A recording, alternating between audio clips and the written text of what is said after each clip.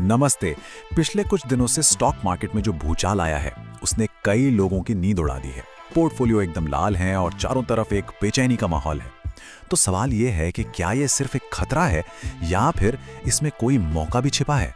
चलिए आज इसी को समझने की कोशिश करते हैं। एक बहुत ही मजेदार बात कही गई है मार्केट की हालत पर कि निवेशक ऐसे उछल रहे हैं जैसे गरम तवे पर जीरा। मतलब जरा सी तेजी आती है तो उम्मीदें आसमान छूने लगती हैं और जैसे ही मार्केट गिरता है सब घबराकर भागने लगते हैं। ये एक इमोशनल रिएक्शन है और आज हम देखेंगे कि फैक्ट्स के आधार पर कैसे सोचा जाए। हाँ, मुझे पता है कि पहली नज़र में ये सब तबाही जैसा लग सकता है, लेकिन हमारा मकसद है कि घबराहट से हटकर एक साफ नजरिया अपनाया जाए। हम एक एक करके उन वजहों को समझेंगे जिनके कारण ये गिरावट आ रही है। तो जरूरी ये है कि हम पैनिक से परे देखें और असलियत को समझें। ठीक है, तो चलिए अब सीधे मुद्दे पर आते हैं। अपने पहले हिस्से में हम उन मुख्य वजहों पर फोकस करेंगे जिनके चलते बाजार में इतनी बड़ी गिरावट देखने को मिली है। ये नंबर देखिए, सेंसेक्स में 1342 पॉइंट्स की भारी गिरावट।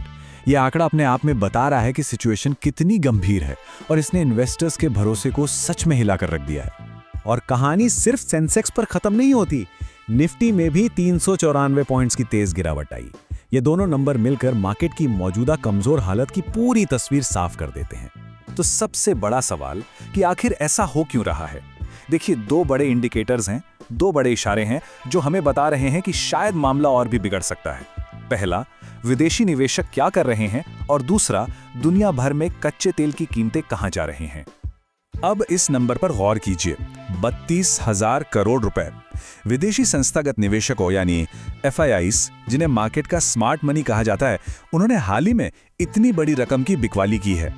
उनके इस कदम को एक नेगेटिव सिग्नल माना जाता है क्योंकि अक्सर वो अर्थव्यवस्था की आने वाली दिशा को पहले ही भांप लेते हैं।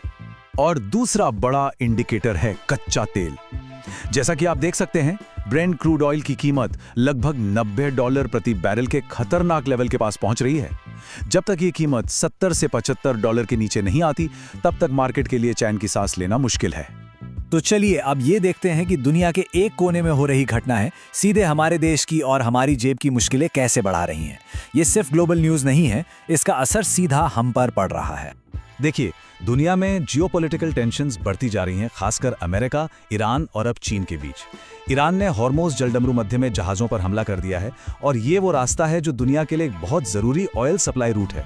जब ये रास्ता रुकता है तो पूरी ग्लोबल सप्लाई चेन हिल जाती है। और ये समझना बहुत ज़रूरी है कि ये बातें सिर्फ स्टॉक मार्केट के नंबरों तक सीमित नहीं हैं। इन ग्लोबल घटनाओं की आग अब सीधे हमारे घरों तक पहुंच रही है। यहाँ एक बहुत ज़रूरी फैक्ट है, भारत अपनी LPG और CNG गैस की ज़रूरत का 50% से भी ज़्यादा हिस्सा कतर से इंपोर्ट करता है। और हाल ही में ईरान ने कतर के एक बड़े गैस प्लांट पर हमला कर दिया, जिससे सप्लाई में भारी रुकावट आ गई है। और इसका नतीजा क्या हुआ? गैस सप्लाई करने वाले रास्ते बंद हो गए हैं। चेन्नई और बेंगलुरु जैसे बड़े शहरों में कमर्शियल सिलेंडर की किल्लत हो गई है, जिसकी वजह से कई रेस्टोरेंट्स को ताला लगाना पड़ गया है। और तो और ब्लैक मार्केट में कीमतें सीधी डबल हो गई हैं, जिससे महंगाई और बढ़ रही है। तो ठीक है, प्रॉब्लम तो बिल्कुल साफ है। अब इस बातचीत को समाधान की तरफ ले जाते हैं। ऐसे तूफानी समय में खासकर एक नए निवेशक को क्या स्ट्रैटेजी अपनानी चाहिए? ये इस समय का सबसे बड़ा सवाल है। क्या हाथ पर हाथ धरकर बैठ जाना चाहिए या घबराकर सब कुछ बेच देना चाहिए, या फिर कोई तीसरा रास्ता भी है? चलिए देखते हैं। एक्सपर्ट्स एक रणनीति सुझाते हैं जिसे कहते हैं इन्वेस्टमेंट इन डिप। इसका सीधा सा मतलब है कि बाजार की इस गिरावट को एक खतरे की तरह नहीं बल्कि एक मौके की तरह देखना, जहां अच्छी क्वालिटी की चीजें आपको कम दाम पर मिल रही हैं। यहाँ दो तरह की सोच का फर्क साफ दिखता है। एक है पैनिक रिएक्शन, जहां निवेशक डर के मारे कम कीमत पर बेचकर अपना नुकसान पक्का कर लेता है। और दूसरी तरफ है स्ट्रैटेजिक धैर्य रखने वाला निवेशक, जो गिरावट में निवेश करता है क्योंकि उसे पता है कि इतिहास गवाह है, बाजार हमेशा वापसी करता है। तो सवाल है कि निवेश करे कहां? नए निवेशकों के लिए जो ज्यादा जोखिम नहीं लेना चाहते, 3 तरह के फंड्स की सलाह दी जाती है: multi asset funds, hybrid funds और बैलेंस्ड एडवांटेज फंड। ये फंड्स अलग अलग एसेट्स में पैसा लगाकर आपके रिस्क को कम करने में मदद करते हैं।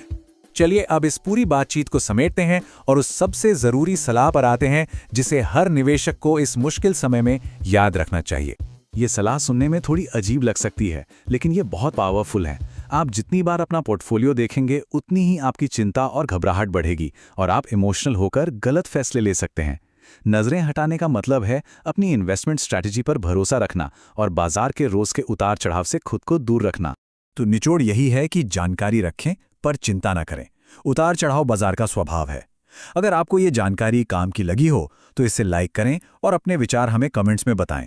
और हाँ, जो लोग अपनी इन्वेस्टमेंट जर्नी शुरू करना चाहते हैं उनके लिए डीमैट अकाउंट खोलने का लिंक नीचे डिस्क्रिप्शन में दिया गया है। मिलते हैं अगली बार।